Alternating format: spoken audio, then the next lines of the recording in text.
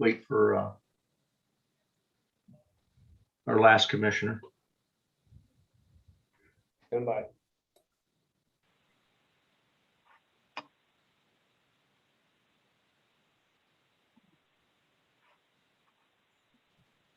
The meeting is live. Go ahead, commissioners. Thank you very much. I'd like to call the regular meeting of the Design Review Subcommittee for the City of San Clemente, Wednesday, August 11th, 2021 meeting to order. We have a number of two projects to review today.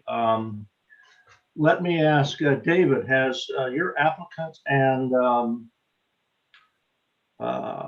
architect presented to the subcommittee before? Any projects? I don't believe so. Okay, then I will read the little preamble. The purpose of the subcommittee is to provide direction, insight, concerns, and options to the applicant on how the project can best comply with the city's design guidelines and/or city policies. The subcommittee is not an approving body. They make recommendations to the Planning Commission and zoning administrator regarding a project's compliance with city design guidelines. Each of the subcommittee members will provide input and suggest recommendations to the applicant based upon written city design guidelines and/or city policies. The subcommittee will not design the project for the applicant, nor will the members always agree on the best course of action. The applicant can then assess the input and incorporate any changes accordingly, with the understanding that the subcommittee is simply a recommending body. Decisions to approve, deny, or modify a project are made by the Planning Commission, City Council, and/or zoning administrator. We have one set of minutes. Welcome, Commissioner McCann. We have one set of minutes to approve this evening, the minutes from the July 28, 2021 meeting. Do we have any additions, corrections, or a motion to approve? I move we approve the minutes of the prior meeting. Okay, motion by Commissioner McCann. Do we have a second? I'll second it. Second by Commissioner Camp. We'll do a roll call vote. Commissioner Camp, Aye. Commissioner McCann, Aye. and Commissioner Crandall is also an aye, passes 3-0. The next items are architectural review of the following items. Item A, Cultural Heritage Permit 21-054 100 Avenida Rosa, APN 058-09115 Casa Rosa Duplex. David Carrillo is the staff presenting the project. David?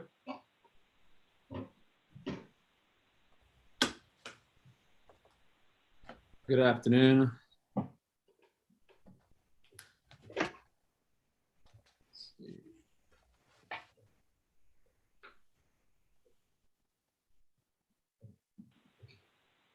Can we all see that okay?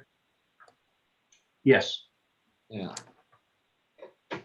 Alrighty, so thank you. Yeah, this is a cultural heritage permit. Project name is Casa Rosa Duplex. So the project site is it's a vacant lot, so we right now don't have an assigned address to this property. Zoning is the residential medium zoning district within the architectural overlay district. Being within the architectural overlay district requires the cultural heritage permit and design review. This property is just barely outside of the coastal zone, so there won't be any need to go before the Coastal Commission for approval as well. For some context, to the east of the highlighted property, we have the Orange County Fire Authority over here, and then right next to that we have a senior care facility. So again, the request is for a cultural heritage permit for a new two-story duplex. Each unit has its own two-car tandem garage, as seen here in the rendering to the right, along with the rooftop deck for each unit to provide a private open space for the tenants there. Here's the proposed site plan. The blue highlighted portion shows the building footprint. The black dashed lines show the property lines. There's a small dashed line here. The actual building footprint goes to this line right here. It's not this one. I'll give you a better idea as we go through the elevation drawings. So one of the comments that staff has is to go ahead and push that back to better meet the design guidelines, and I'll get into that a little bit more. But you can see off to the right, we have minimal landscaping. The code does require for a lot within the residential medium zoning district that any area that's not devoted to a walkway or a driveway, that it be landscape. So they are meeting that requirement. We do have some comments from the city's landscape consultant as well, and I'll go over them shortly.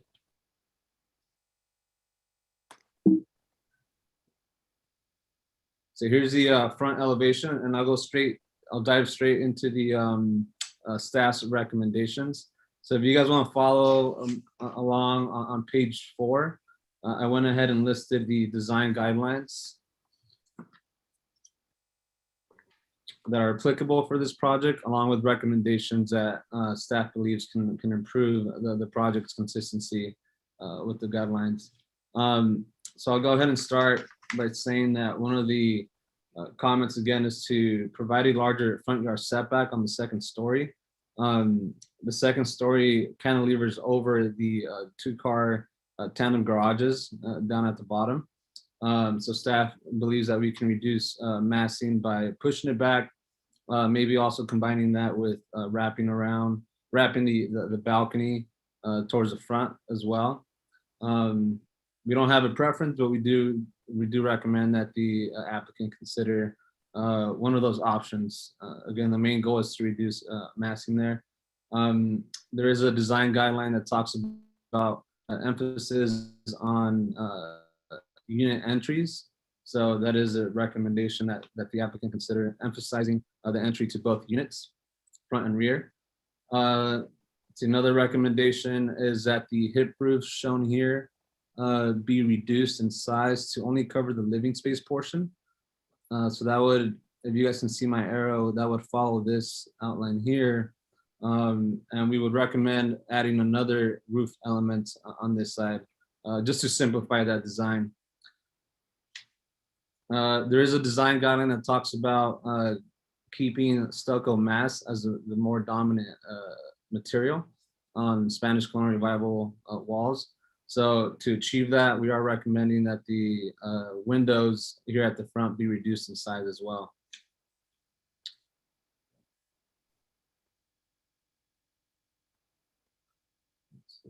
So right above the entry here, there's the wood trellis eyebrow we are describing as. We see that feature on the side elevations as well. Recommendation is to remove those. If we wanted some coverage over windows or doors, we would recommend adding awnings instead. The motive behind it is just to simplify the design and achieve that the stucco massing as the design guidelines recommend. And then one more I'll show here is that the applicant provide windows with divided lights to create glass paints, and that'll help reduce the glass massing on each window. We don't have any divided lights, but that is a feature that we see on this style of architecture. So here's the west elevation. We see the wood trellis eyebrow here. We see an example of all the windows proposed without divided lights.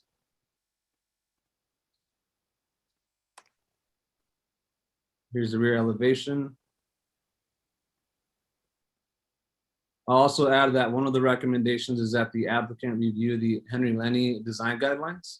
We did not call out any specific guideline from that document, but one expectation would be that the spacing between the rafter tails be improved to match that guideline from the Henry Lenny documents. There is a special formula that the architect can use to better represent the style. Here's the east elevation. Again, we see the trellis eyebrow here, the windows without divided lights.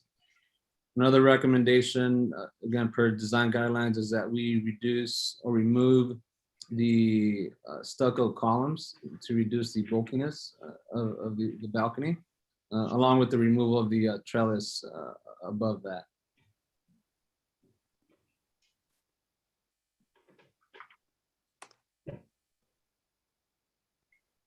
So the landscape plan was very simple. It was reviewed by the city's landscape consultant. He determined that there's more detail that's required.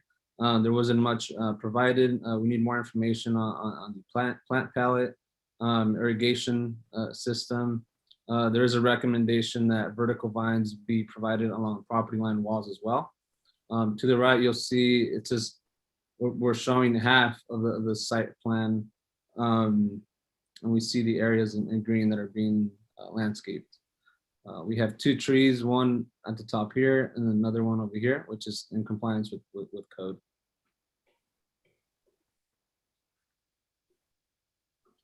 And before I move along, another recommendation is that we consider reducing the amount of concrete on the driveway by providing turf block pavers as well for more to improve the street appeal.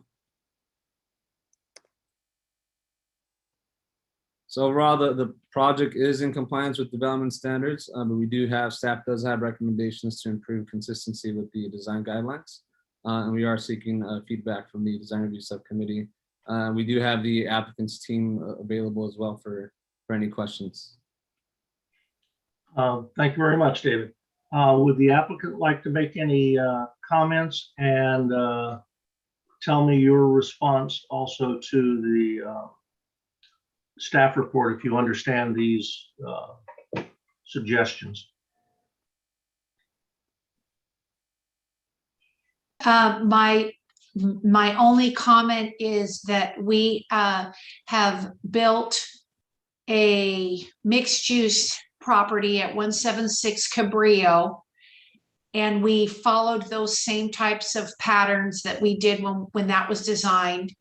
We also just completed 2 duplexes that were larger at 1631 Calle Las Bolas and 1633 Calle Las Bolas.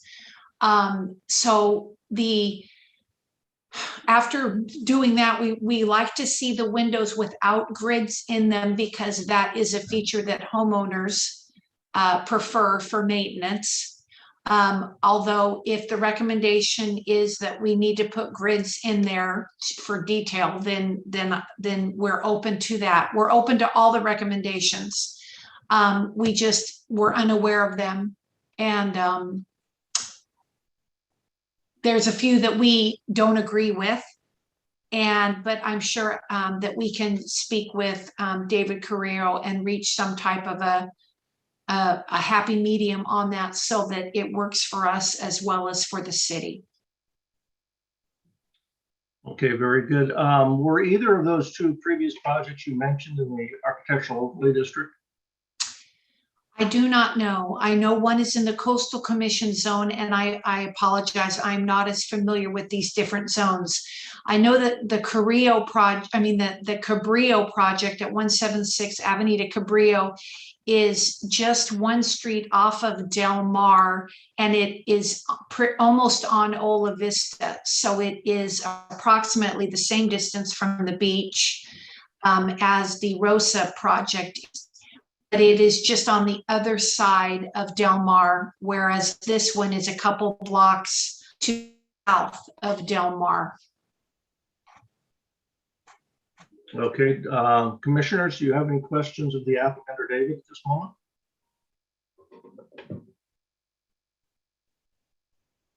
I see no questions. David, do you know whether either of those 2 projects were Because I don't remember them ever coming through design review.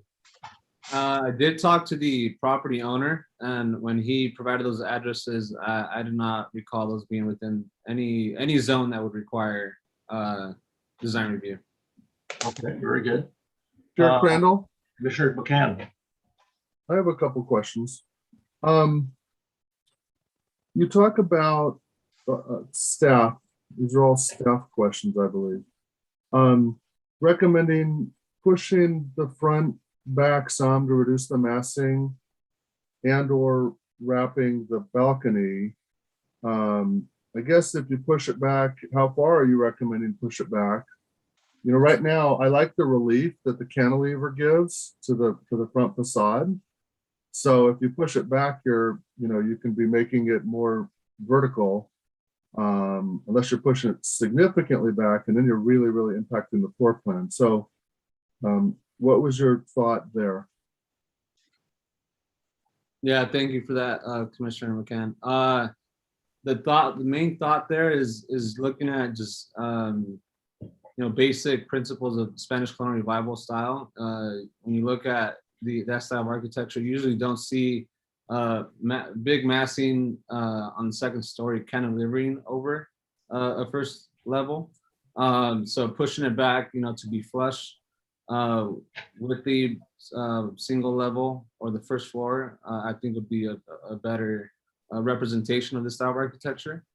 So that's the first thought there. And second is just to provide more relief. And we're not set on that. We could be open to maintaining that setback, but staff would like to see some adjustment to reduce the massing there, even if it's just redesigning the hip roof as recommended.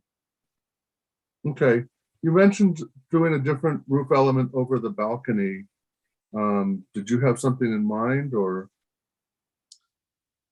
Yeah, so I've seen examples of a trellis. I know maybe the concern there will be that it's not a solid cover. That's the only one that comes to mind, is doing a wood trellis that would be flat. That's what came in mind to me, but then we're asking them to remove all the trellises off the building everywhere else. So I personally think the trellises are a good idea over the balconies, because like I noticed you commented on your thing, hey, remove that off that back balcony, the trellis. I think over the balconies it's fine, but I agree with all the other plantons. Yeah, come off. to clarify, Commissioner McCann, staff is supportive of the trellis over the larger balcony, but the trellis eyebrows throughout the entire building, we don't believe it represents the style of architecture that we're looking at here. When you say the larger balcony, you mean? The one at the front, if you look at the front elevation, it's on the left side on the second level. Right? Yeah. So not the second story balcony in the rear for unit B? No, not that one. And your thought is it's just too busy? At the front. No, I'm talking about at the rear. If I'm hearing you correctly, you're saying it's okay to have a trellis on the front balcony, but not on the rear balcony. Am I hearing that correctly? Oh, I see what you're saying. No, the trellis over the larger balconies, which include the front and the rear, staff is supportive. Okay. Yeah, so we think that's a better, again, representation of the architecture style. But that comment, this recommendation is referring to the smaller Okay. trellis eyebrows. Yeah. Got it. Thanks. Sorry, I didn't understand that correctly. The front windows have arch tops. Is that appropriate for the architectural style?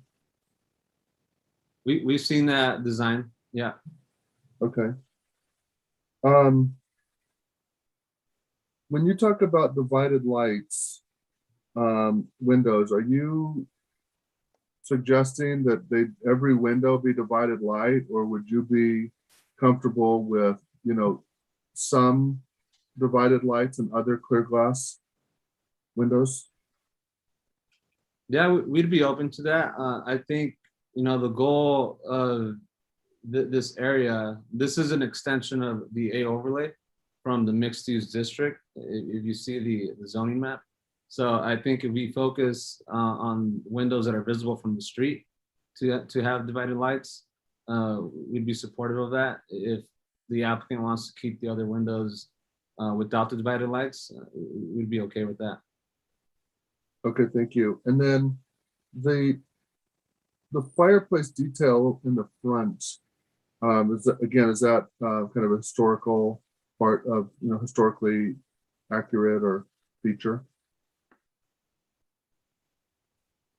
Not typically on the second floor as it's used here because they were built out of brick and there's no way to support one cantilever the way it is.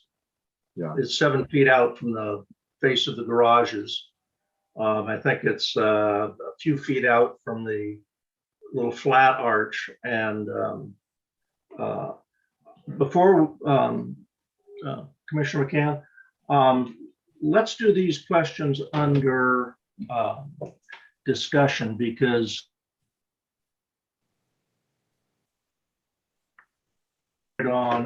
we've got in the city, the architectural overlay district is the most critical area that the city's identified for being correct to the style of Spanish colonial revival, that and gateways to the city.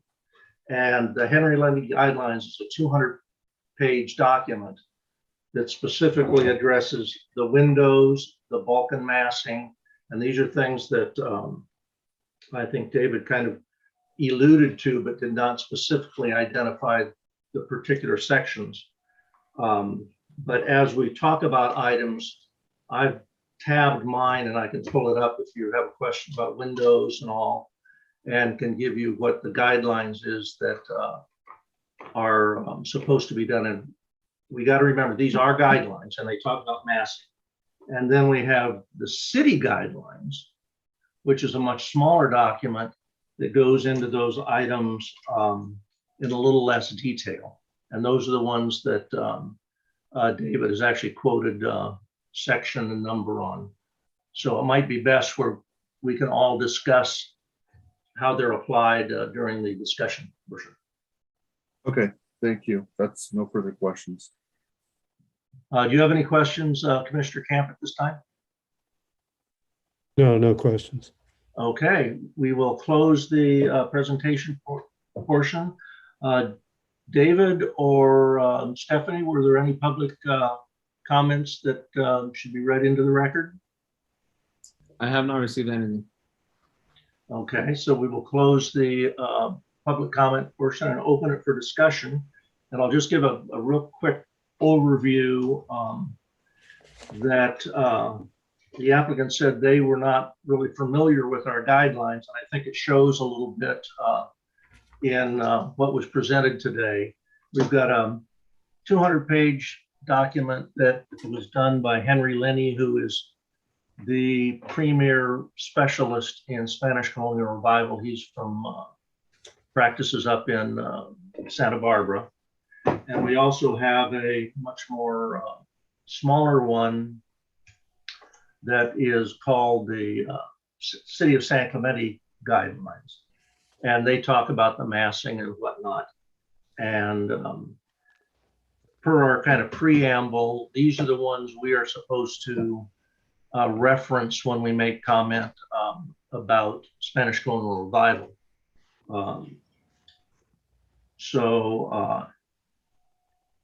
Let's take the windows for one item. In the Lenny guidelines, they specifically request windows. And they go into how arches and all are proportioned and done. It's a pretty handy document for anyone who's gonna, the typical window, I doubt if you're gonna be able to see it. But to be a traditional Spanish colonial revival, they even go to the extreme of saying they have to be real divided lights rather than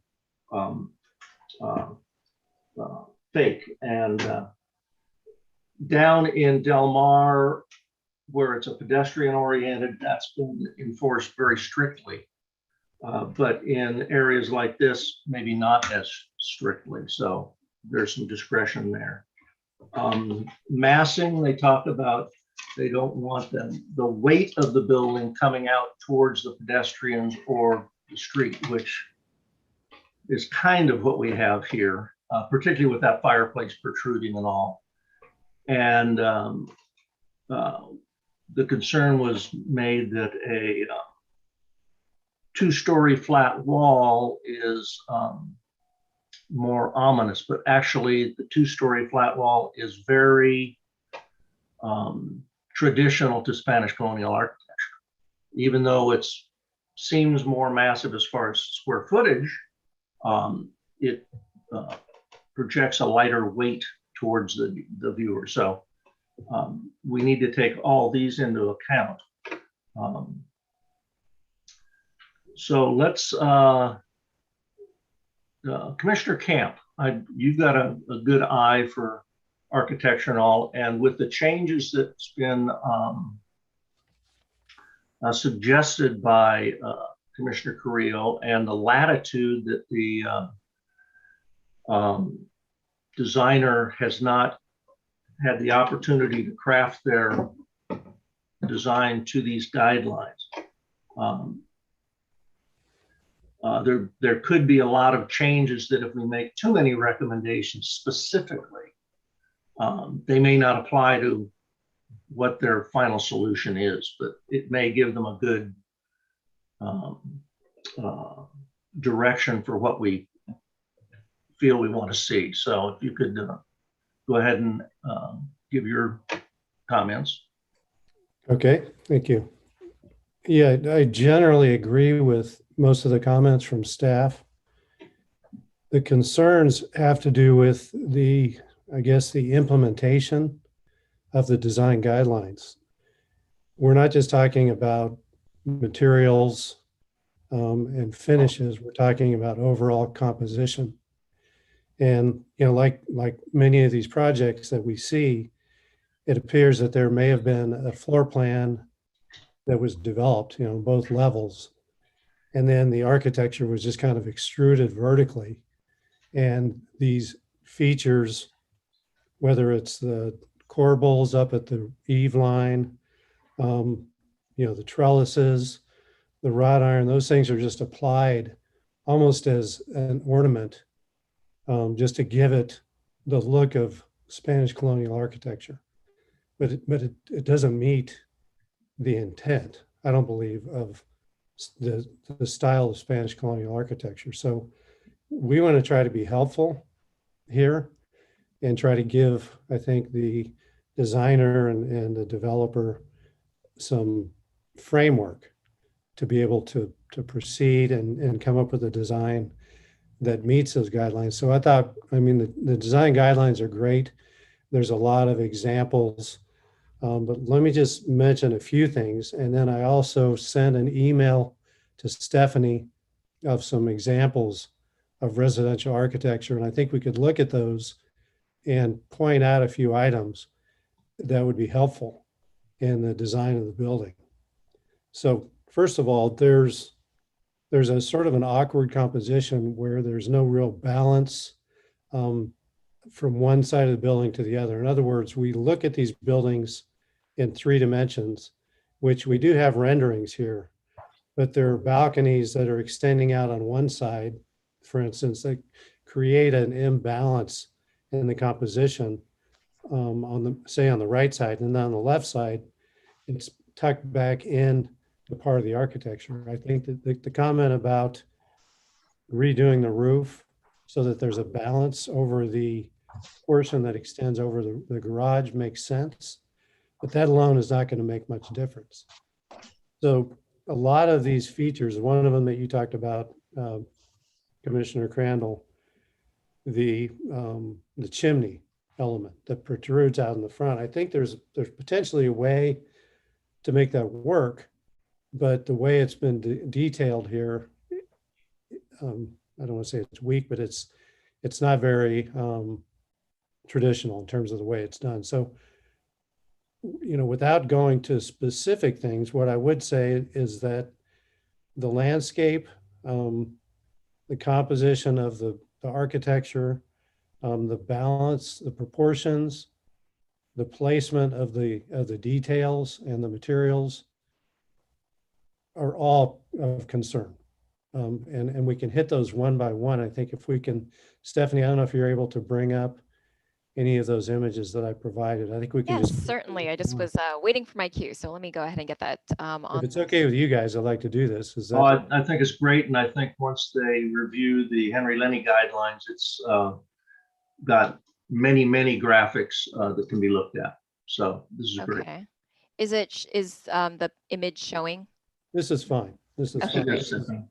This is a house by, I believe this is by George Washington Smith, who's a famous architect from the Santa Barbara area, designed a lot of traditional Spanish colonial architecture. And if you look at this, it's a pretty dense building, but there's a lot of things you can notice. For instance, the balconies and the openings on the form on the left, they're all a balanced composition.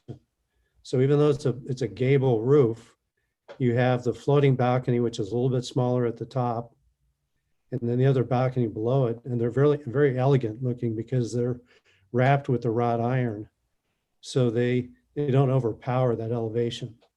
Okay. There's also an entry you can see on the Sorry. second level. Let's stay on that one if we can, just for a minute. Mhm. There's an entry on the second level with the lower roof element, which also incorporates the tile and some of the traditional exposed wood framing. You can also see wherever there's openings, there's a balance. Like you have a triple opening with a sill, a pronounced sill over on the right-hand element. So I think that's something that certainly could be utilized on this design. Even though there's varying roof forms, you're still able to get that same height and the same density just by creating some balance on this particular one. Another thing I'll mention is there's a beautiful use of roof tile with at least a double or a triple starter course. And then the eave, where there are corbels shown, are not so heavy-handed. It's a much more elegant approach.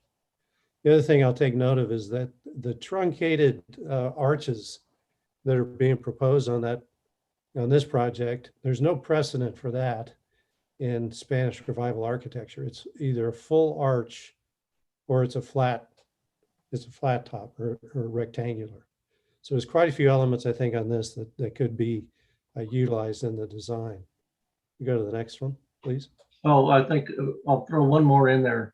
Also, the opportunity of using a stair as a design element is always an interesting solution, and we've got examples of that in town also. Mhm. Yeah, that's a good point. Okay, here's another one where there is the corner balcony that we saw on this design, and I think it's an effective way to transition from the main roof element over the garage to the corner balcony. It still has the plaster continuing up, from the ground level. So there's a sort of, solid feeling to that corner mass. There's also another balcony that's kind of tucked in there in the middle, and that's an effective way of handling it as well. You can see in this one, and I think it's reasonable to have that sort of truncated top on the garage doors. But you can see again, all of the openings are either a rectangular or a rectilinear window, or they're a full radiused arch. But this is a much more modern look, which I think is fine. It's a more economical way to do the Spanish colonial revival and still is effective. And the other thing I want to point out here is the sort of layering of the landscape, which helps to sort of present the overall composition of the architecture to the street. There's some materials, there's some grasses, which are easy to use. There's some boulders. I think there's enough room in the front there that you could potentially berm that space and not just have flat turf with a single pygmy date palm. That's a single trunk. And it's really, it's not, I don't think it's enough to really frame the house in terms of the landscape. And we can talk about that a little more in a couple of these other ones. Either of you guys have anything you want to say about this one? Just with the lower arches are even discussed in the guidelines, the flatter ones, because in reality, those create, and they talk about it in the guidelines, large amount of thrust on whatever's supporting the end of it. You can't take an arch like that and put it on a couple of narrow posts. It's got to be either a big wall or something to look like it can carry the load. So, I mean, we're trying to tell a story that this house is built of materials that were useful at the time of Spanish colonial revival. And once again, you can see the balance at the main entrance, which is an arched recessed opening. The window is directly above it. So there's a strong sort of a compositional balance with the voids and the solids across the whole front of the building. Okay, let's go to the next one. And let me know if there's a specific image you want me to jump to. I think we can use all of these. What I'll point out on this one is, I think it's pretty obvious, this massing and the balance. You have what was being suggested by David on the form on the left, because, you know, it's that particular roof covers that entire form. There's an opportunity here, I think, to have a sort of a two-tone, which is one of the things that it seems like was being proposed. But you can see that the lower form gives more mass and scale by extending out just slightly, as opposed to having the upper level cantilever out over the lower level. Although that can be effective if you look over on the right, where there's a sort of a corbel and a radius detail, which allows you to extend and cantilever over the lower level. The other thing I like about this house is that some of the landscape is right up against the house. So it helps to, again, to frame. You can see where I think David mentioned proposing the vines on the building wall. I'm not necessarily saying you need to do that, but that helps to sort of frame it and soften the architecture a little bit, and still keeps within. This is a much more sort of ornamental house than we're suggesting maybe, but I think there's a lot of features here that you could utilize. Anything else from the other guys? No, very good. Okay. I think I have one or two more. I don't want to get carried away. This is a lot of the similar features. Again, we're talking about the solids and the voids, the varying roof heights, and each one is handled as an independent element. So it makes it much stronger, and it really has that sort of strength of design and elegance that we're looking for. And there's a nice overhang on the lower level, which you could potentially do a shallower one to sort of point out where the entrance is on the left. And we're looking for something, I think, to signal the entrance on the other side as well. Okay. One more. I think there's one more. Yeah, here's the chimney feature. You can see this is much more pronounced. It doesn't, it's completely exposed, so it doesn't run through the eave of the overhang of the roof. But there's some structural feature, whether it's actually structural or not, at the base of that chimney element. And I think the way that it's placed on the corner creates a nice hierarchy with the architecture. So you have these various elements, and that chimney actually functions not only to, you know, create a kind of an elegant feature, but it also breaks up the, you know, sort of the linear top of the architecture. So it gives it, you know, just one feature that extends up above it. And in this case, obviously, you know, the lower portion is not appropriate, but you've got kind of a low wall which sets up the house nicely.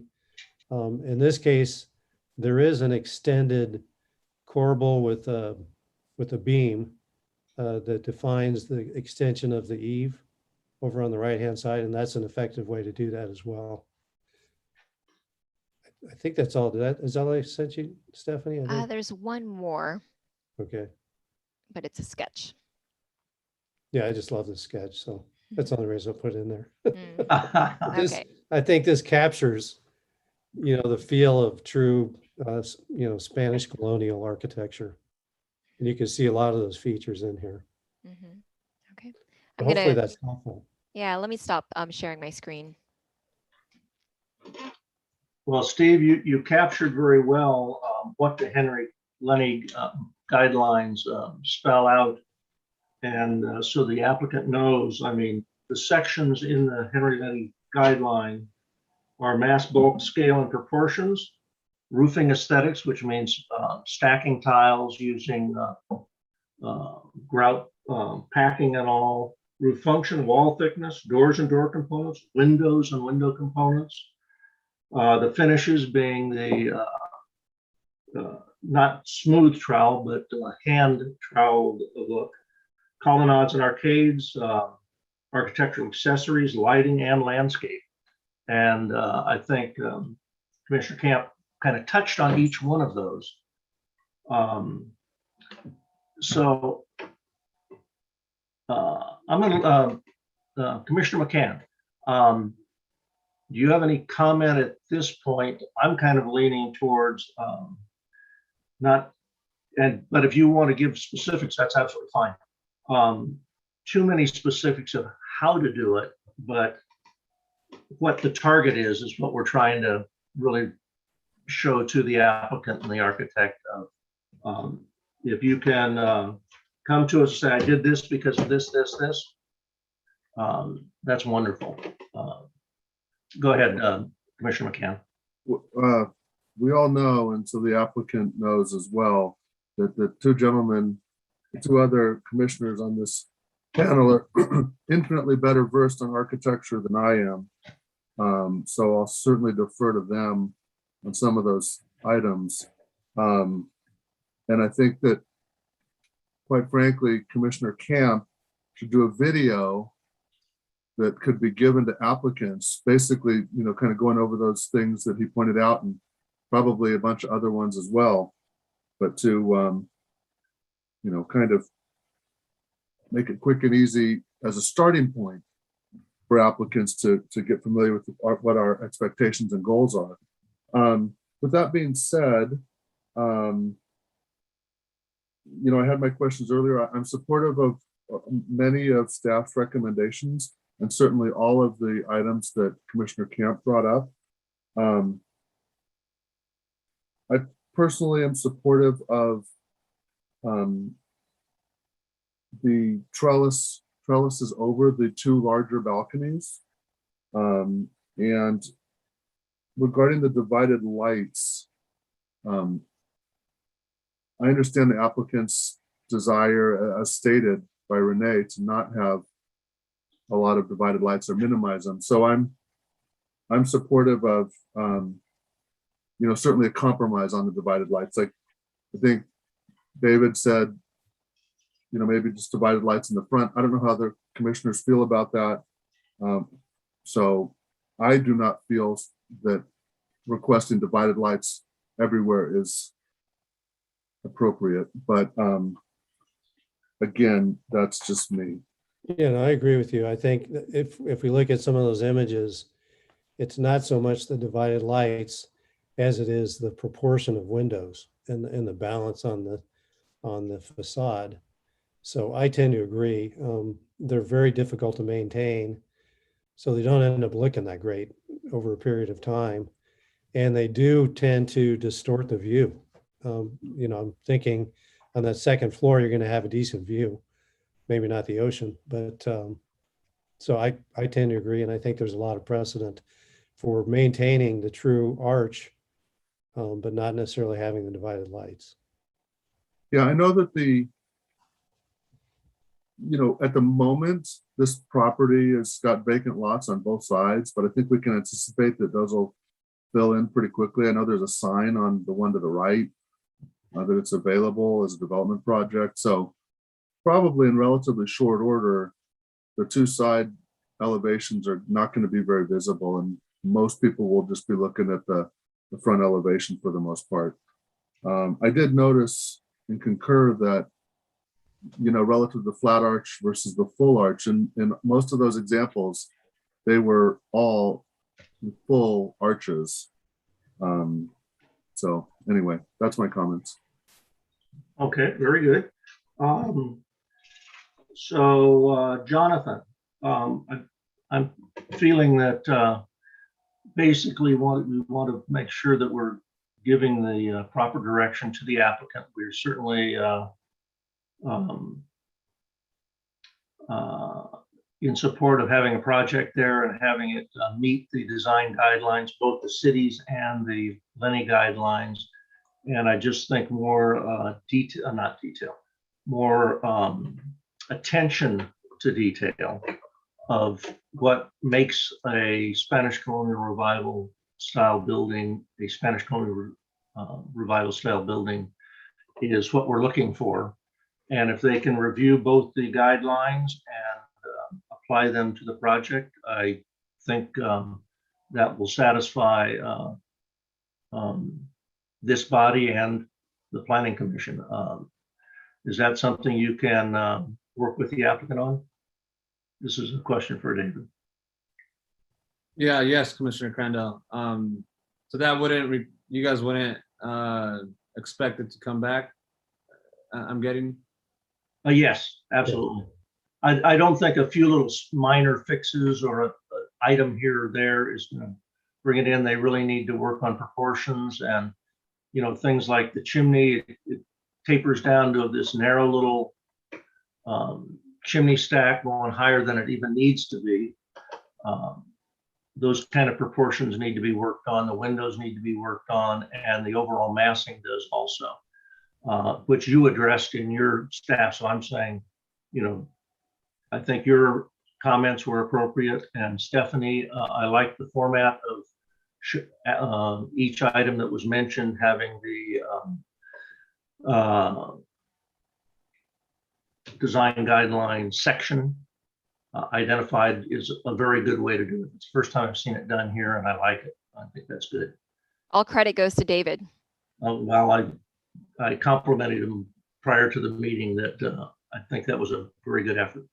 Good. So does the applicant have any questions that they'd like to, we know what the restrictions are, that you're trying to maximize square footage and all, and we're aware of that, but anything specific you would like to comment on? I would like to note that the owner of the company has been able to call in, and he is that 714 number ending in 531. If it's possible, could he take a moment and give you his comments? He's been listening to the entire discussion. He just disappeared.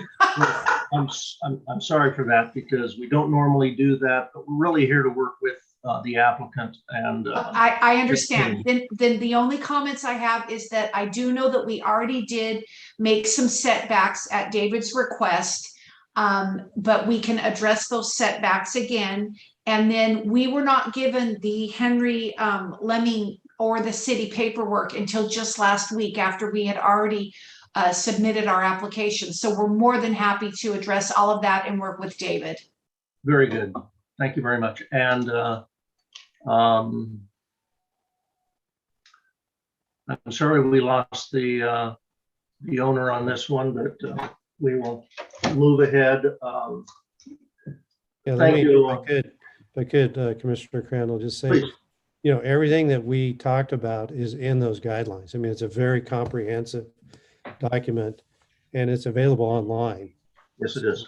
You know, anybody can look at that. I wanted to try and be a little more helpful, and that's the reason I added those photos, so that we could look at some of the specific details that might apply without having you completely redesign the building. But And it was appreciated. They did a very good job. all that stuff is in there. So compliments. Okay, thank you, David. Thank you, guys. Thanks, David. The next item is new business. We have none. We have one item in old business. business amendment to architectural permit A 21-183-610 Camino de los Mares handles tenant improvement amendment. And this is a project that was previously approved without specific tenants in mind, and they're coming back with tenant requested changes, and Jonathan Lightfoot is presenting it. Correct. Thank you, Commissioner Crandall, for the introduction. I'd also like to introduce quickly Travis Campbell from Handles, who's on the call. So Travis, if you want to just say hello, and he'll be able to, I'm gonna ask Travis to make some comments later on as to their operations and how that has an effect on what they're requesting here. So with that, I'm gonna jump into a screen share here. Give me 1 second to switch that on.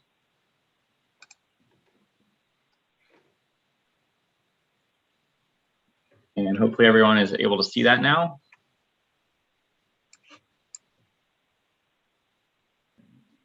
So what we're looking at is an amendment, as Commissioner Crandall already referenced, to a prior approved entitlement set. This was previously reviewed in 2020 by the Planning Commission.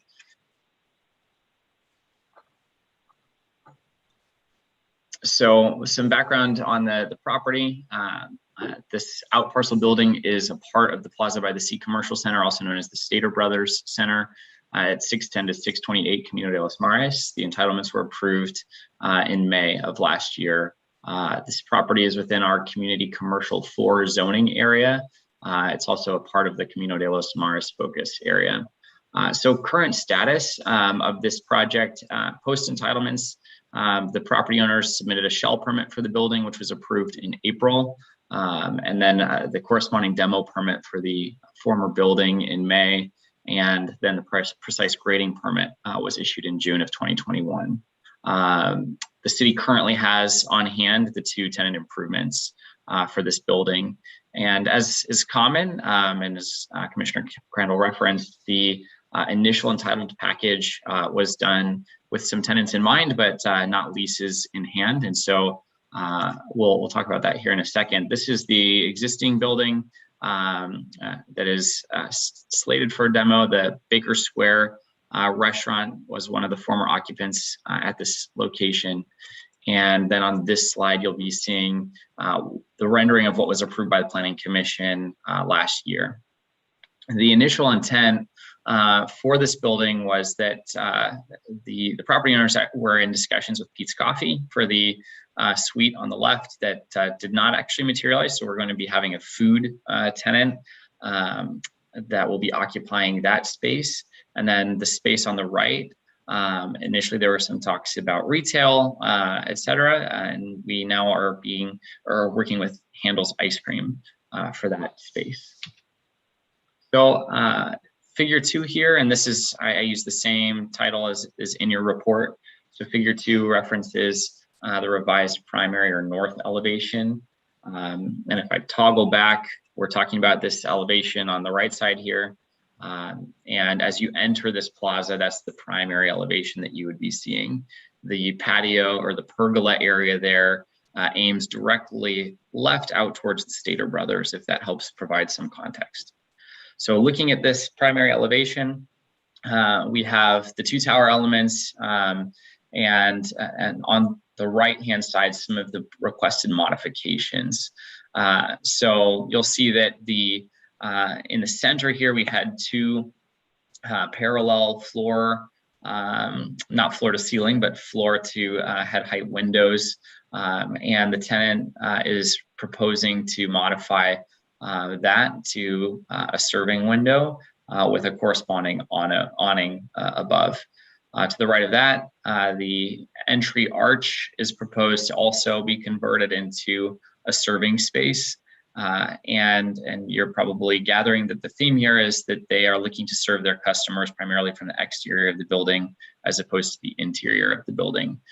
I'm going to move to the side elevation. So this is a secondary elevation facing west. So there's not a strong visibility for customers entering the general commercial property to see this elevation. It faces actually the off-ramp from the freeway that comes up towards Camino de los Mares. It does have some landscaping that blocks the view as well. But here's a few of the elements that are modified on this elevation. Again, the arched entry that formerly included doors is being converted to a serving window.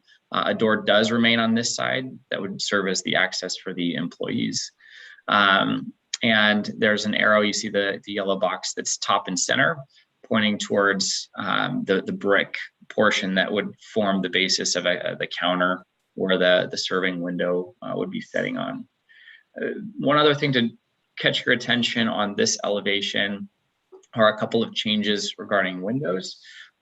So again, looking at those yellow boxes in the middle, the second one down indicates new tenant wall at new restroom appears to block out base building windows. So on the interior elevations, and potentially Travis can speak to this, within the tenant improvement set, it appears that there's a restroom at this location, and there may be an interior wall that blocks the windows from the inside.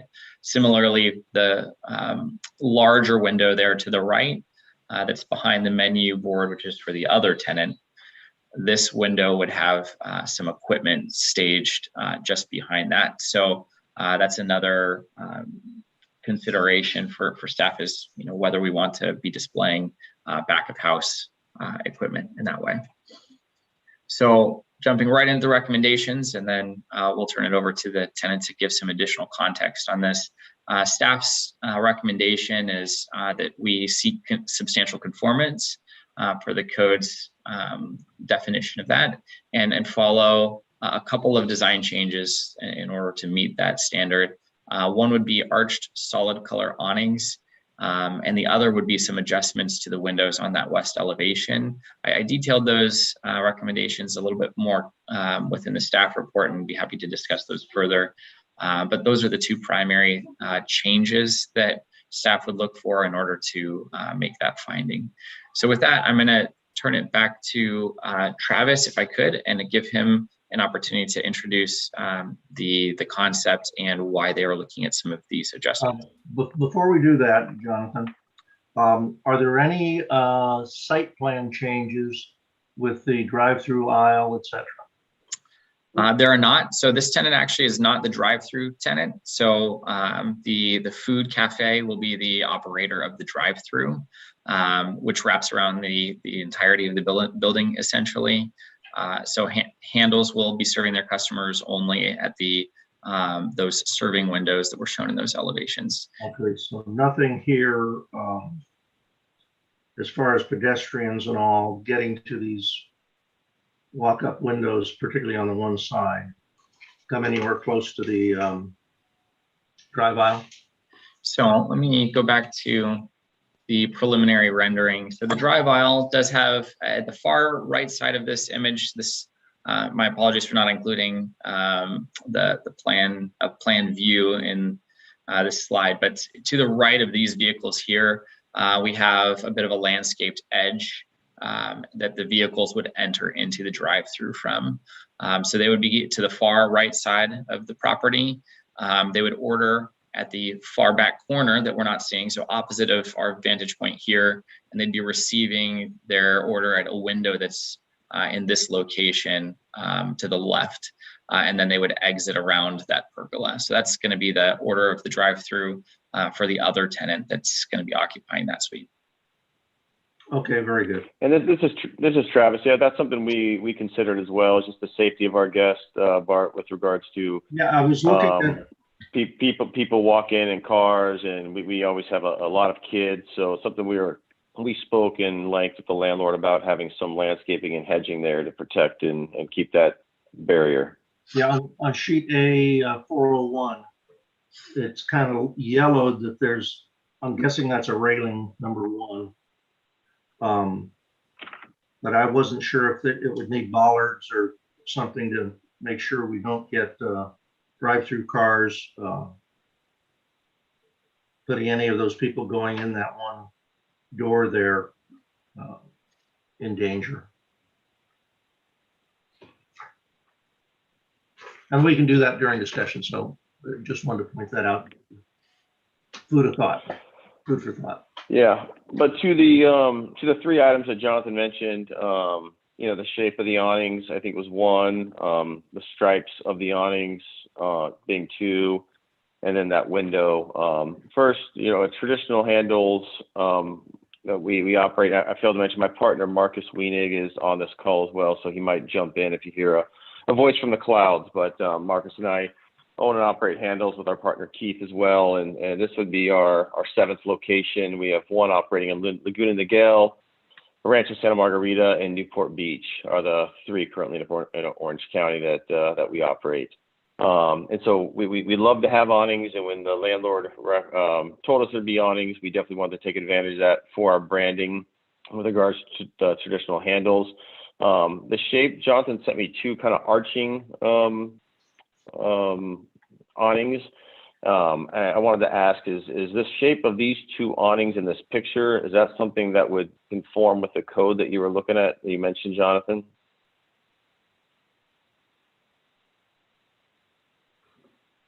Oh, you're on mute.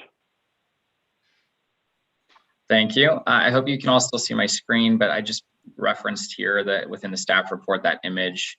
So that's the figure 4 from the staff report. And this is pulled from those Lenny guidelines that the commissioners have been referencing previously. So more so the image on the right is, I think, a good reference point of how to navigate awnings in arched areas. Staff's concern was more that we would be having an arch element that's completely obstructed by a rectangular awning that comes down and covers that. So we wanted to keep that character that's a significant part of that elevation. Okay, all right. And so we're happy to work within the limits of what the code says on those and conform with that.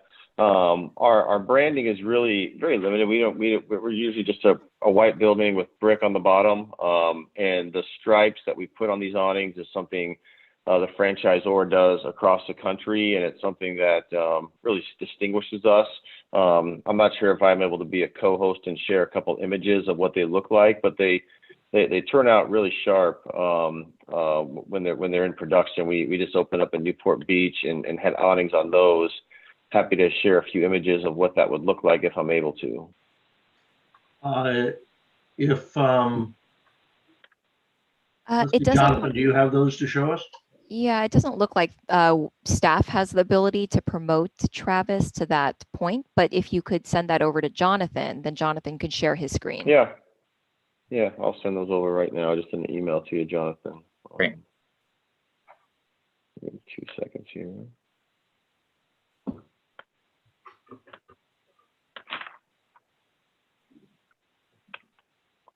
And then while I'm sending this, the third item was just that window. We will have some equipment in the back of the house in that window, and that's not uncommon for our stores to have a large window with equipment behind it. And what we've always done at our locations in Del Mar and Newport Beach is we'll put some handles branding or just fog the windows or tint them, just so people are not seeing into the back of the house. So that's something that we have taken into consideration and have had at other locations. So that's not a problem for us to cover that window and either fog it or just put something, a handle's image of a cone or some type of branding in there as well.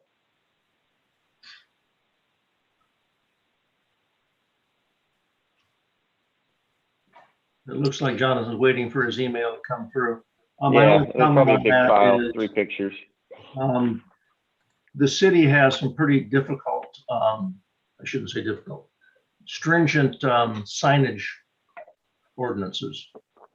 And that might put you over your sign limit, trying to put some graphics in there to promote business. So something plain is probably more advisable at this point. Okay. We're not looking for signage approval, I don't believe, on this building. It's already under the master sign program for the center. Is that correct, Jonathan? That is correct. The one thing that was added into the tenant improvement drawings are blade signs, but just so the commissioners are aware of this unique caveat within our code, you do not need to amend an existing master sign program in order to get blade signs approved administratively. So we'll be able to approve those pieces, but yes, any further changes of wall sign types, monument signs, anything of that nature would have to come back for consideration. And I do have those images, so I'm going to jump those onto the screen for everyone to see.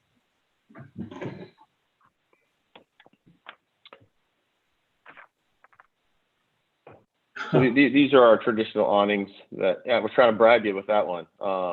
But yeah, these are our traditional awnings, just our handles colors, the red, white, and blue. They kind of are become a distinguishing feature to make us easy to find, and they're very recognizable to the public. In our stores like a Laguna Niguel location where the landlord did not allow for awnings, we actually bring the stripes inside the store and paint them just because we want that's handles the franchisor, that's their branding, and that's what they want to see on the location. So that's what we submitted to the landlord when we did it, and you can see their high quality material and looks super sharp on the front of the store.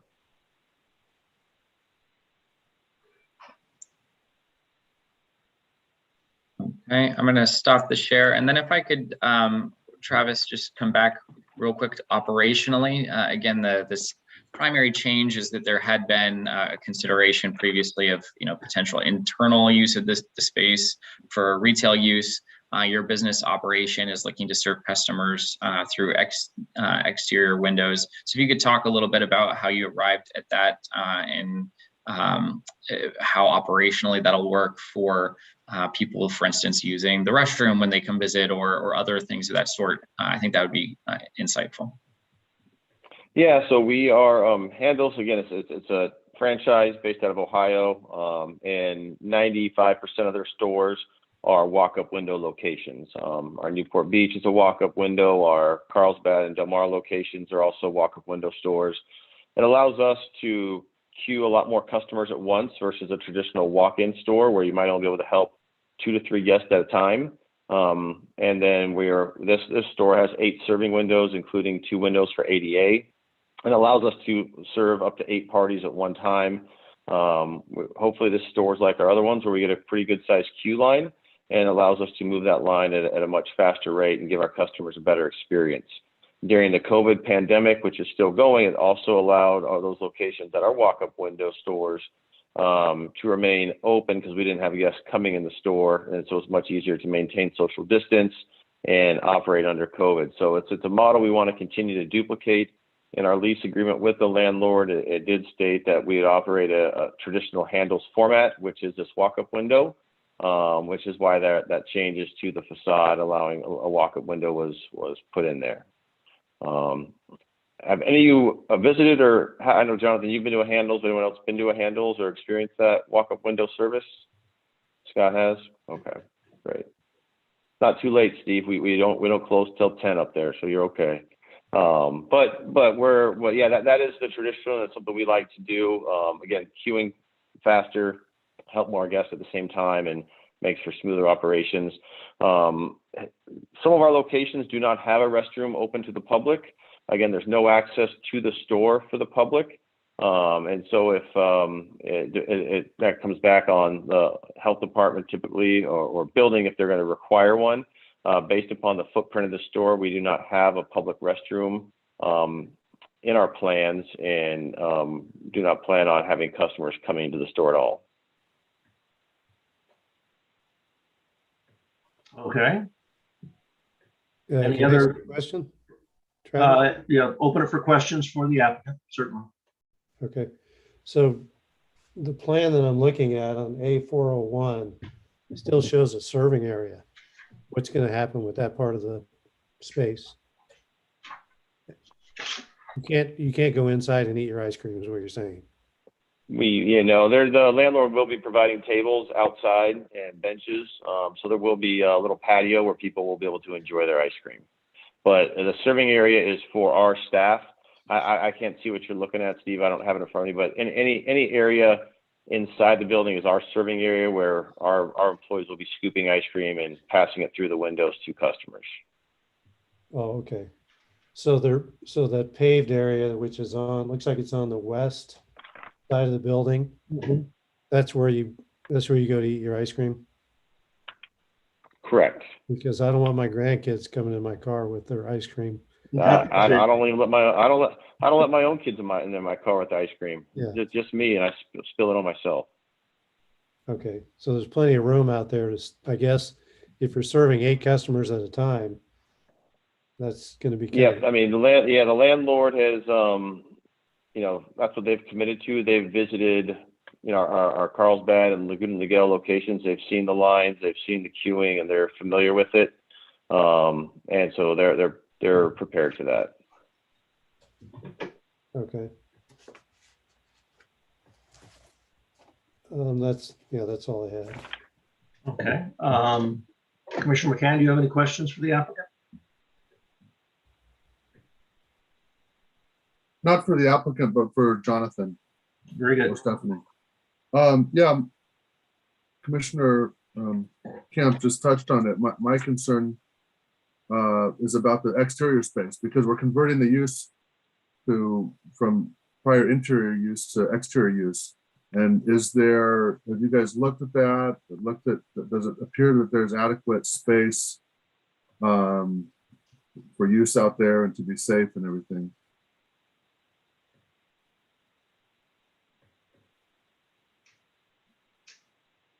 I'll go ahead and respond to that, and I'm going to do that while I share the screen again. So I'm pulling up the site plan, and if I zoom out, you can see this is sheet SP1. So this is not the tenant improvement set. This is the site plan set that was reviewed by Planning Commission previously. But as we've mentioned, there's no site plan changes, just really the floor plan changes. So we could see in that visual, the visual had a perspective coming in this way towards the building. And here's that landscape buffer that I had referenced that's to the right of the patio area, where people would be able to queue and go to those serving windows. So the serving windows would occur right here, and then one on this side of the building as well. So that's where the walk-up service would occur. And then the patio tables would be in this area here. We did not look separately at, the potential constraints of how many people can sit in that particular space. And we do have crowd control stanchions. So as you look at that, we would queue towards the center of that, right in front of that landscape where that little number 1 is. I'm moving my mouse, but you can't see my mouse. But right between that 1 and 14 is we'd probably have some stanchions and for crowd control and queue it down the side of the building and get participants to queue in that line is what we traditionally do at our other locations. Does anybody remember when this building was approved? Were those parking spaces, those 5 parking spaces in front, necessary to meet the parking requirements, or were they surplus? Like, does that count surplus? Because I could see where, hopefully it does go well for you, and a larger patio area would be, much needed. We love that idea. Were squeezed in there because they were required. But let me ask Jonathan, with the situation that arises where the ramp between the 2 centers is not being done at this time, there's no loss of any parking. So maybe these are not all of them are required. That I think is a very good point by Commissioner McCann, that it should be looked at, and maybe they can pick up at least a decent place to have a small table or a couple of small tables and chairs or benches or whatever, because it's pretty crowded in there. Yeah, I think that that is something that we could take into consideration. And, I think that a great part of discussion on the DRC's side would be to give staff their impression of whether a modification like that could also qualify as substantial conformance to the original plans. We were going to be losing a couple of spaces over by that wall that we're no longer losing. So overall, I think that we would be at a wash situation. I feel pretty confident that Brixmor would be flexible in making some modifications to this area to expand, the patio and landscaping, if that was the interest. I will caveat that as well, that as we came across with Stater in the past, Stater Brothers lease does give them a lot of sway over any site alterations, and parking has been a significant concern of theirs along the way. I think that we can arrive at a good landing place, since it's a wash of what has already been approved with the total parking. So I would maybe ask Commissioner Crandall if that could be a part of discussion to give staff the direction of whether we could pursue that after this meeting with the property owner. Okay, we will discuss that during the discussion phase, absolutely. Any other comment? Commissioner Camp, your mic's on. Be a couple of differences on the elevations from the rendering. I know it's just a rendering, the first one that you put up there, Jonathan. Okay. But for instance, those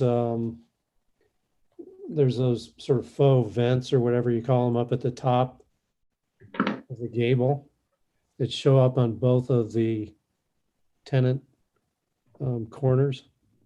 And on this one, it looks like there's a little radius top that's been added. I mean, I don't mean to be nitpicky, but I don't think that's necessary. I'd rather see it just the same, two of them the same as the one on the left. Can you notice that? Gotcha. So are you indicating the arched component of this Yeah. should just be squared? It should be different. Yeah, it's on sheet A2. Upper left elevation on A2. Brick. I think Travis mentioned that that's the brick is part of their palette of materials with handles. But since it needs to be the Spanish colonial, I don't think that's necessary. As a matter of fact, I would suggest that we don't have it, because it looks like the suggestion was to paint it white. And if that's the case, then I don't think Travis is going to be effective for you guys anyway. So, I would say let's just go with either tile, maybe that matches the inset, or just with the plaster finish at the base. As far as the colors of the awning, I get that that's, sort of the national prototype, but I feel pretty strongly, I don't know what you other guys think, that that's not appropriate for Spanish colonial architecture. And I do think, unless you're changing the opening from an arch to a square opening, that awning should match the shape of that opening. I think that's a pretty important feature.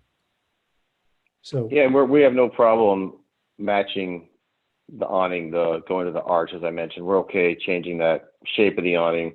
Our ask would be, if we lose the brick and the awning colors, we have no branding on this building, and it's as a small business trying to get people to see you and find you this is how they recognize us. okay. And I know we're not necessarily looking at the overall architecture because it's already been approved, but the scallop cornice, was that discussed? Because I don't see any precedent for that in the guidelines. It is available in the guidelines. It is? Okay. Yeah. I'm not a fan, but I guess that's already been approved, so Yeah. I won't press that. Those are the only questions I had. Okay, Commissioner McCann, do you have any additional questions, or you want? hold till discussion? Hearing none. We will close the presentation portion. Open it up for public comment. Was there any public comment, Jonathan, on this? No, there was no separate public comment. Okay, so we will open it up for discussion. I have one comment to consider, that as far as the colors go, we've had a number of projects that have wanted to do colored awnings and all, and use corporate colors and whatnot. And it's a tough thing to coordinate with the signage ordinance.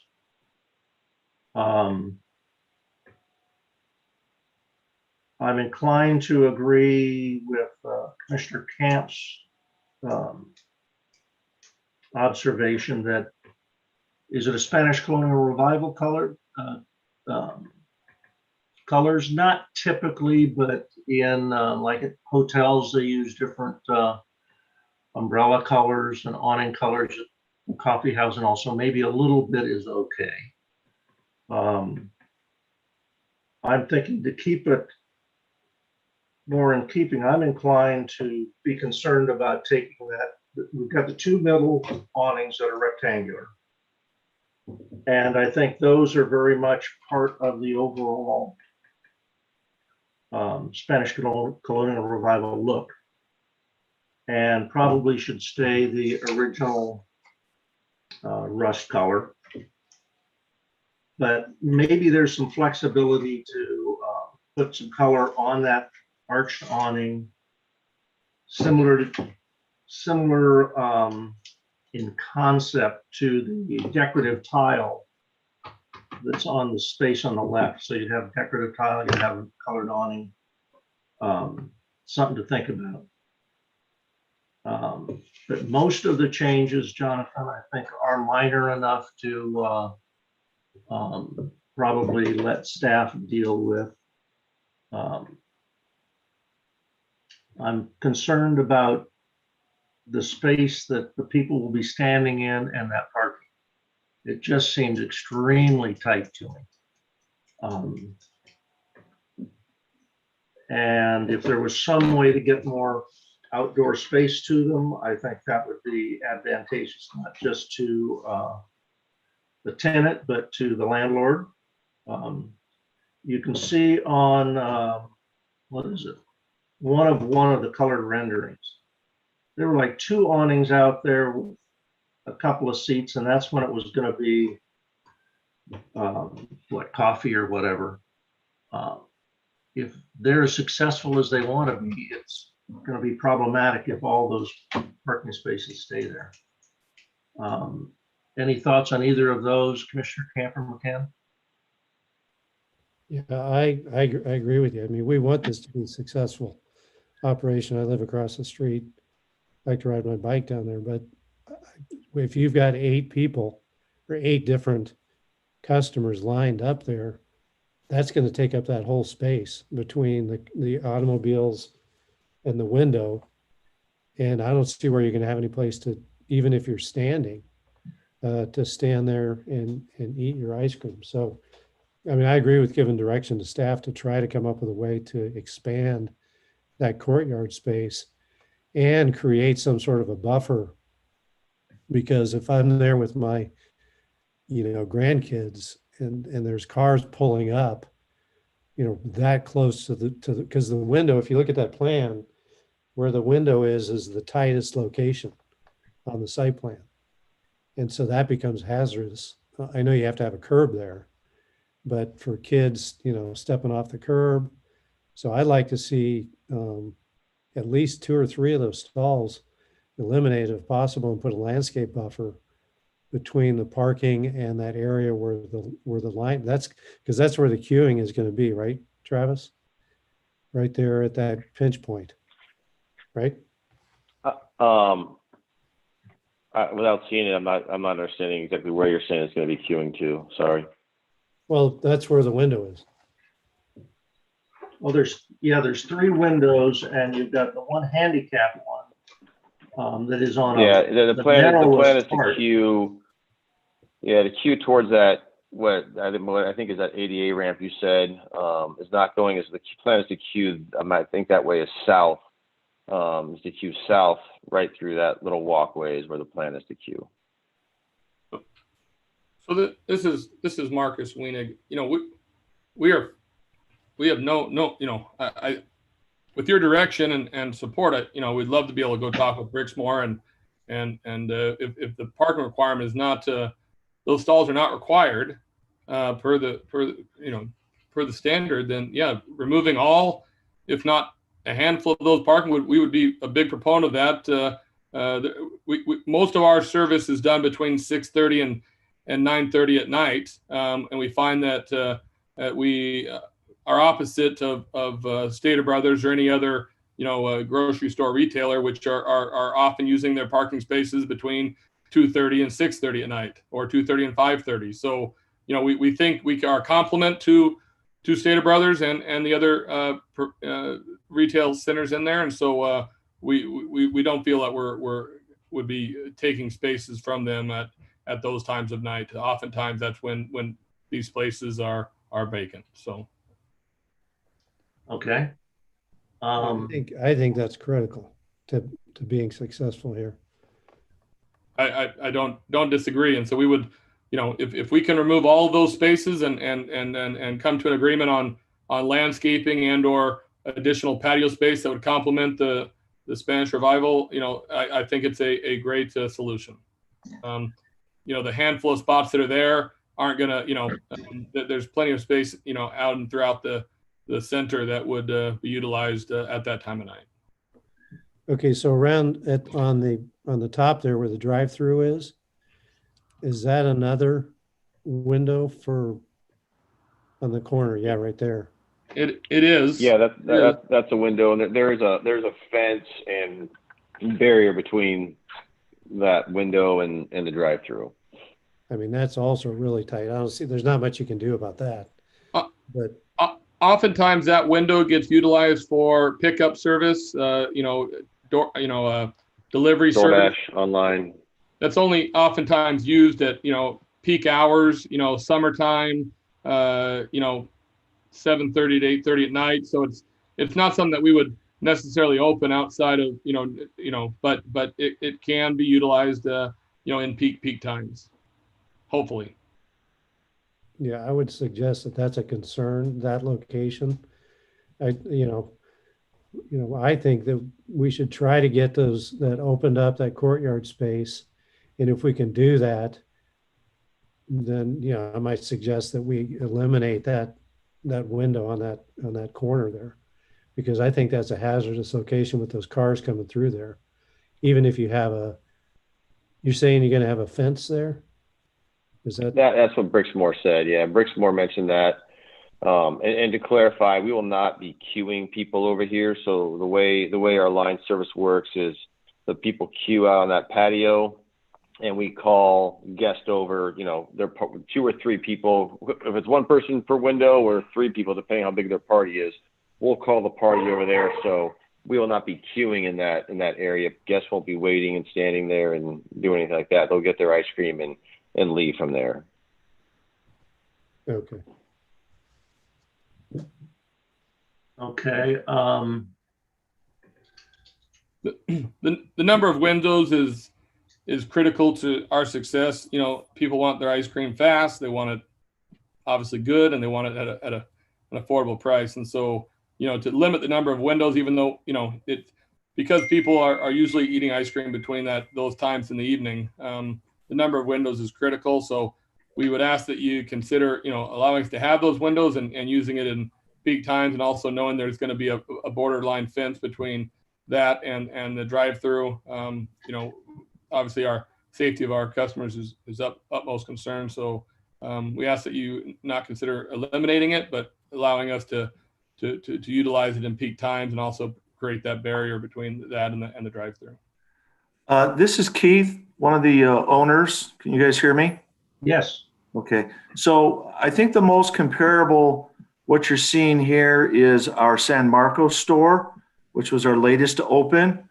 And it basically cues the exact same. We have a Cane's very close to us. Has a lot of car traffic with a double drive-through, but our ADA windows are on the side, like you would see here, where most of the traffic comes. It is blocked off with a big enough sidewalk, but the majority of the queuing, as Marcos was saying, as we call people up, are on that patio where there's lots of room with our umbrellas, our tables, in which are set back, so people can come line up, get their ice cream, and come back out onto the patio. This would do almost exactly like San Marcos. And the windows on the side are very rarely used. A little bit in the evening for like one person, if a DoorDash would come up, grab their ice cream and go, which we'd have pre-packed. But it's very, very rare that we have any ADA people that come up that use those windows. In fact, I'm not sure if we've ever used them, but we do have them available. That's why those windows are extremely important, and we keep them. But it works exactly the same as San Marcos. We haven't had any problems. It works just fine. Thank you. Okay, Jonathan, do you have a slide of the rendering as one of one, and there's it's looking right at the corner, so you can see both sides of the tenant spaces. It's let's see. Well, you're not going to be able to see it, but Is it different than this? that sheet, that's the one. Very good. Good guessing. Here's my thought. And Commissioner Camp and McCain, we've got a couple of, I really do agree with Commissioner Camp about the Spanish colonial revival and the color of the yards. However, there's an opportunity to have umbrellas that we don't, at least as far as I know, dictate what colors can be on those umbrellas. You can use corporate colors on those. Also, your signage is right above that awning, so you've got the name, you have an awning, and then you have your corporate colors. I think that's a solution. Now, as far as the parking and all, we're being asked, this is for Commissioner Camp and Commissioner McCann. Staff wants to know if we could consider this a minor enough change to address what the comments we've made without necessarily coming back to us,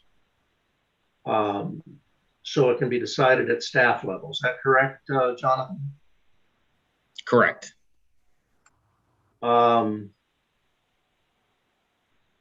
In theory, I'm not opposed to that, because I don't want to hold the tenant space up.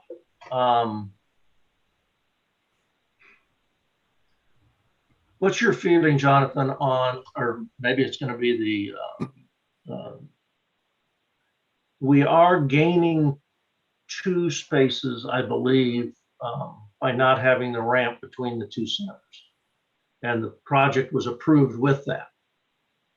They made the application to not do that now. So we've gained those spaces back, correct? Correct. So I see a very good argument for at least eliminating 2 of the spaces. I think it can be justified just on a numbers basis. But if we start saying there's an exception, then we are getting into probably having to go to commission level, I would guess. Do you think that would be the process, Jonathan? And I've tried to avoid that. Yeah, I would need to review the former staff report to see if there was a surplus. I feel like that there had been a small surplus, which is why we were supportive of the arrangement over at the potential connecting area between the two plazas. But I don't know, unfortunately, offhand, what that number would be if we would have any wiggle room beyond 2 spaces. If we're below required parking, then certainly that shouldn't be a staff call. That should be something that comes back to the commission. Yeah, okay. So Commissioner Camp and McCann, I don't want to hold this up if we can avoid it. So if we were to say that if you left the awnings the colors they are and allow those windows, we could leave it up to staff to fine tune it as far with employing the comments we've made, like Commissioner Camp's idea of the materials around the archway and all, using the round awning. But if they can get the opportunity to lose the spaces, I think that probably would want to come back for a site plan review. But I don't know if it would have to go to commission. Does Stephanie have any thought on that, or Jonathan, you want to field that?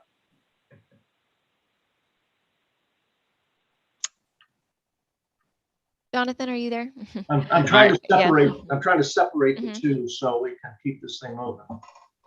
Yeah.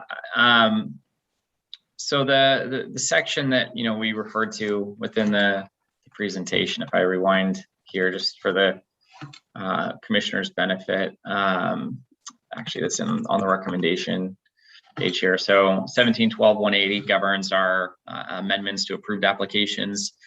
So substantial conformance can be, a determination at the staff level. Sometimes, like we're doing now, we think it's close enough, and we'll work with design review to try to continue to move it in that way to be expedient.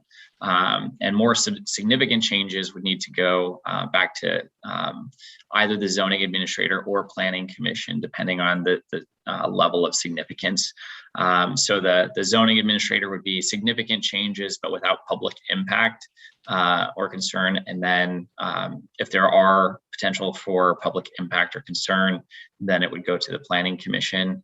I do think if there's a site that were to be like a proposal for waivers for under parking, typically I think we probably would go back to planning commission for something of that sort.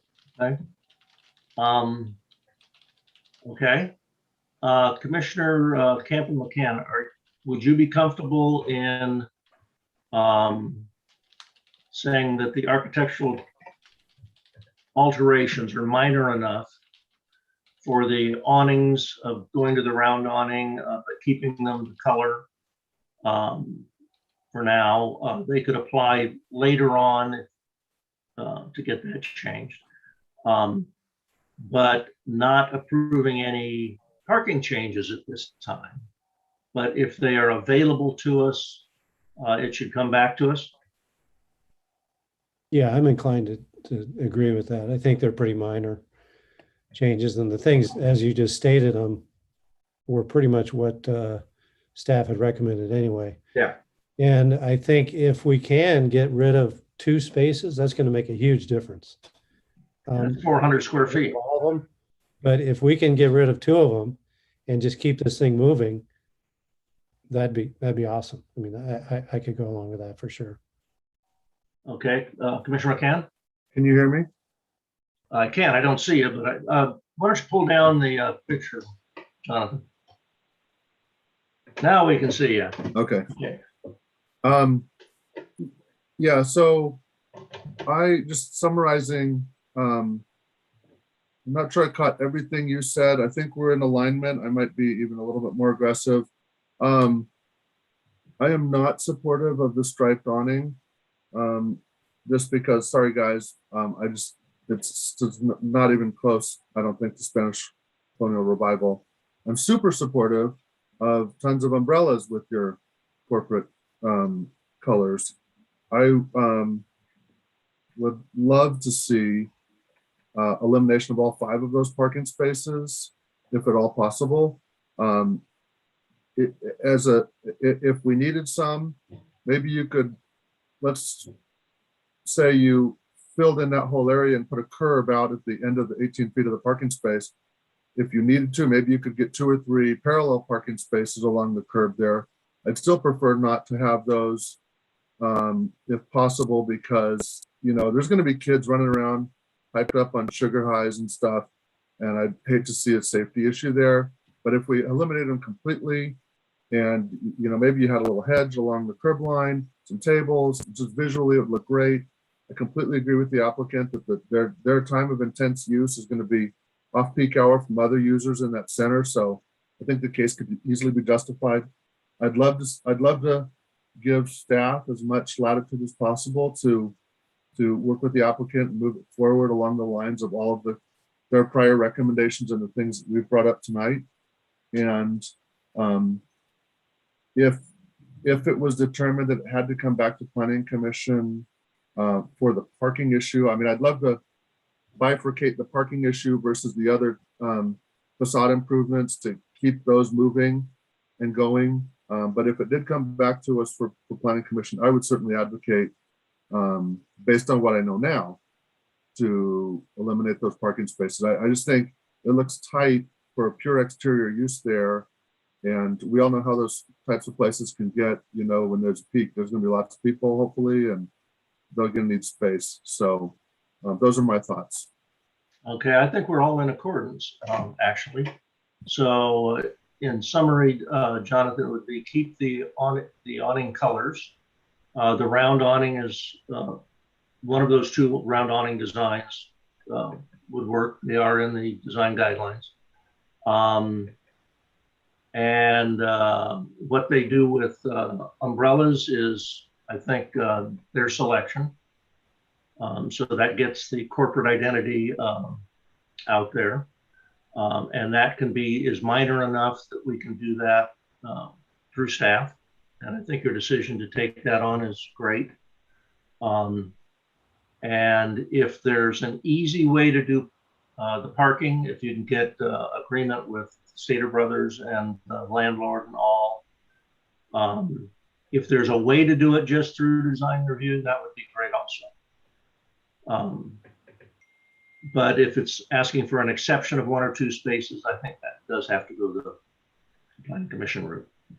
Or let's see, Stephanie, could that go to be considered? Yeah, if there are any public impacts or concerns, it can certainly go to the zoning administrator, but that's something that we'll take a look at, make that decision on whether or not it's an insignificant or a significant modification. We'll discuss that with Adam Atamian, our Deputy Community Development Director, and then determine the appropriate level of review. Excellent. The smaller on this, the better, I think. We want to get these guys up and operating. Any other comments from Commissioner Camp or Commissioner McCann? Look forward to you guys being successful and want to work with you. So thank you very much. Yeah, good luck to Thank you you. We guys. appreciate your time. Thank you, guys. Commissioner Crandall, if I could get one point of clarification. Sure. Commissioner Camp brought up a one recommendation that we didn't dive into too much, but the brick portion that's referred to inside of the arches. Is that brick or tile? Because tile is considered a Spanish colonial. Brick, actually, in the Lenny guidelines, was considered an inferior product for his verbiage. Yeah. So currently it's shown as brick, and I would say it's less common, but it can be used. I wanted to clarify on the whitewash portion.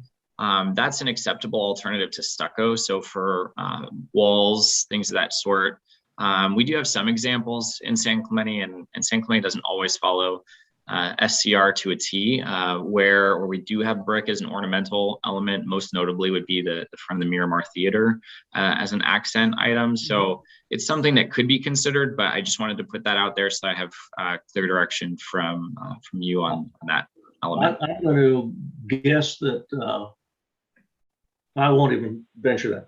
I would like to see the 2 tenant space openings a similar material. The rectangular one and the arched one being whatever is there to be similar. Yeah, I'll just, I mean, I just chime in. It seems like, Travis, the brick, if it's painted white, is it really going to accomplish what you need in terms of identity? If not, then I would say either just, use the tile or even just plaster the base, because the brick, if that's the only place we see it on this building, I think it stands out too much. And again, if you think it still would be effective painted white, I mean, I don't have a problem with it. And I just want to clarify, whitewash versus a used brick, is there a difference in your, I don't think we'd want to use brick. No. I'm trying to find. Really what we're talking about is having it blend in with the white plaster finish. So you really only see the texture. Yeah, I mean, Marcus and Keith, I'm not sure if you want to chime in on if we want to use white brick. We've never done it before. The brick, again, goes back to our what we agreed upon with the landlord of a traditional handles layout and design. So it's something that our customers help identify us, and it's, as we're looking at, every Starbucks has a look, and Chick-fil-A has a look, and a Handles has a look, and that's just the look that we've had and maintained, and we're hoping to achieve here. I don't personally have a problem with it if it's painted white. It seems to me it wouldn't be effective, but if you guys feel strongly, I'm okay with it. And Jonathan, just because we're going to be kind of leaving it up to you, the Lenny guidelines, our brick is typically not painted, but initially whitewashed. The height it's used, whitewash deteriorates more quickly than paint and results in a mottled appearance that is quite common in Spanish colonial revival architecture. So there you go. Okay. So it can be used, but just pure, acrylic white paint or whatever probably isn't. I mean, why bother? I think is what Camp's saying. If you're going to paint it out and make it white, I don't think you'll see white brick on a Handles. That probably will not be happening. Okay, very good. Well, the whitewash, what I was reading was, it does show red brick under it. That's why I read that section, that it would look a little bit like a used brick, which is a little bit of white highlights on it. Jonathan, I don't have a page number here, but you can show that to them. Let's see if we can. Yeah, I mean, I just Googled some whitewash brick, and there's some good looking stuff that I'd be comfortable with, and we'd have to get the franchisor approval to use something like that. But I think there could be a happy medium there. I would agree with you on that. Okay, Jonathan, that's in your lap now. Okay, thank you. Any other questions? You got enough guidance to take it on? Yes, thank you. Well, look forward to having Handles in the city.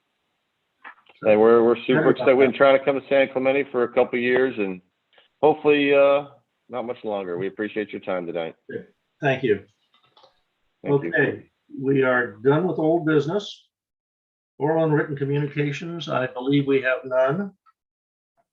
So we can look at adjournment. Do we have a motion to adjourn? I move adjournment.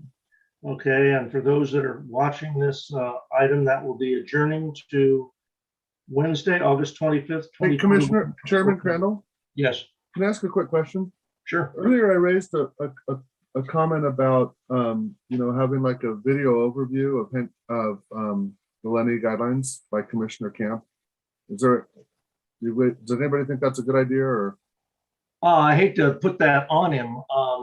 Once you review the guidelines, you'll see that there are a lot of graphics in there. And we could certainly